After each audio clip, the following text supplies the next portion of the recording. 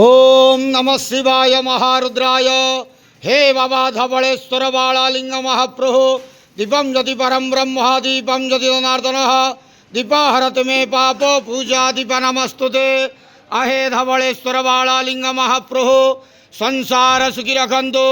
आज शुभ शनिवार रे समस्त श्रद्धालु भक्त मान को आशीर्वाद करंतु, मनस्कामना पूर्ण करंतु, कर्म क्षेत्रोन्नति करंतु, ग्रहरिष्ट खंडन करंतु, जगतर मंगल करंतु, विश्वर कल्याण करंतु, आपणकर नाम विख्यात करंतु, सेवकर डाक श्रवण करंतु, समस्त गुआवसा भक्त मानकर मनस्कामना पूर्ण करंतु। बाबा धवलेश्वराय बालालिंगाय नमो नमः। संसार सुखी रखंतु, आनंद के वार। हरि बोलो। आज शुभ शनिवार रे समस्त श्रद्धालु भक्त मान को आशीर्वाद करंतु, आनंद के वार। हरि बोलो। महाप्रभु धवलेश्वराय बालालिंगाय नमो नमः।